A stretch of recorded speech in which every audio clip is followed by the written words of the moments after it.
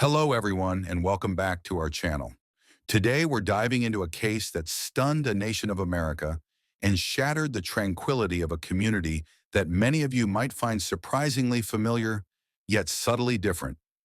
We're talking about Moscow, Idaho. Now, before anyone gets confused, let's be crystal clear. This isn't the bustling capital of Russia. We're deep in the heart of the United States of America, specifically in the beautiful, often overlooked state of Idaho. Imagine a picturesque college town nestled amongst rolling hills, where the biggest worry is usually who's going to win the next football game. This Moscow, Idaho, is home to the University of Idaho, a place where young dreams are nurtured, friendships are forged, and futures are built. It's the kind of place where people leave their doors unlocked, where neighbors know neighbors, and where the sense of community is as strong as the towering pine trees that frame its landscape. But on a chilling night in November 2022, that idyllic peace was brutally shattered.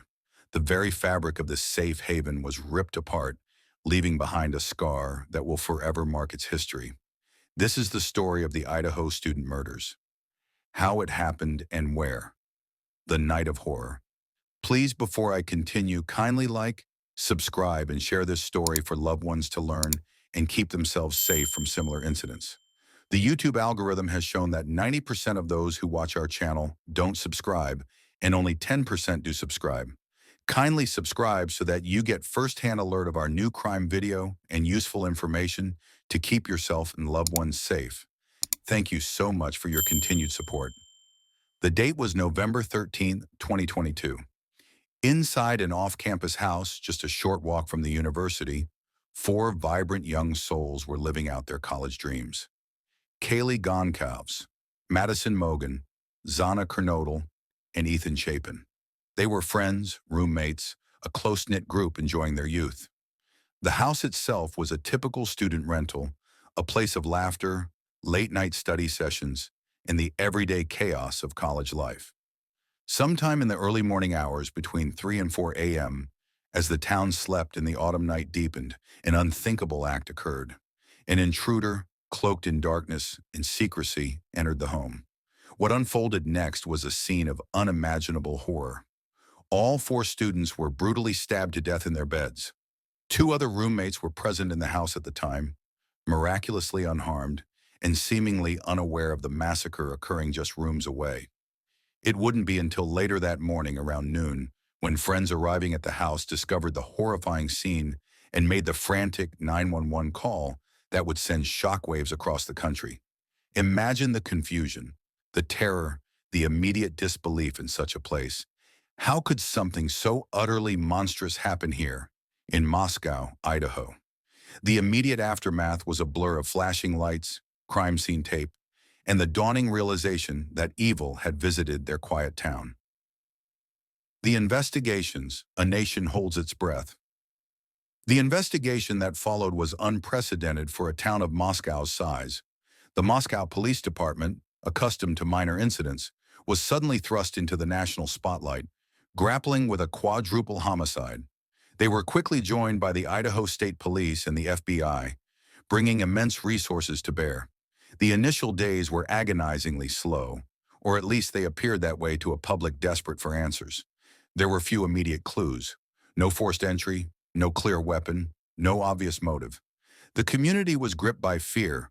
Was a killer still lurking among them? Students left campus in droves. Families pulled their children home, and a dark cloud of suspicion hung over everyone. Investigators painstakingly processed the crime scene, collecting thousands of pieces of evidence. They pored over surveillance footage from countless cameras around the town, searching for any anomaly. They interviewed hundreds of people, trying to piece together the victim's last hours and any potential conflicts. The public watched, analyzed every detail released, and theorized endlessly. Then, a crucial piece of the puzzle emerged. A white Hyundai Elantra, spotted near the crime scene around the time of the murders.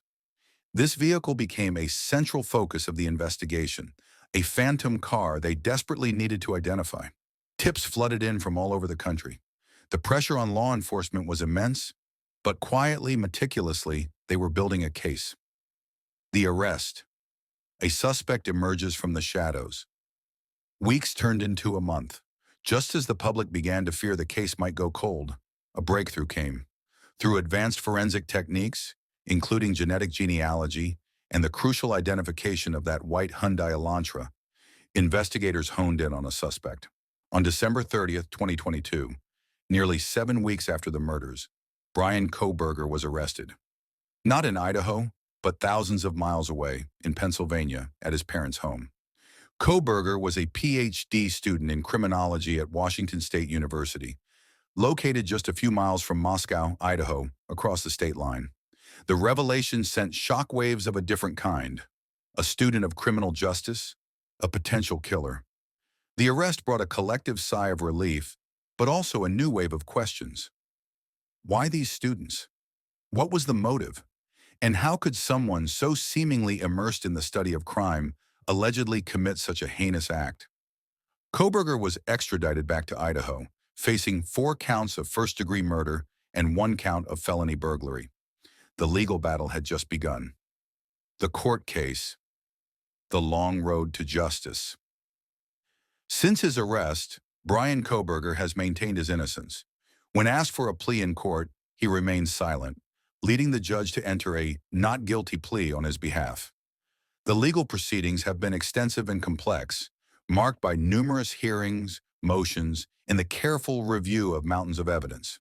The prosecution has indicated they intend to seek the death penalty, underscoring the gravity of the charges.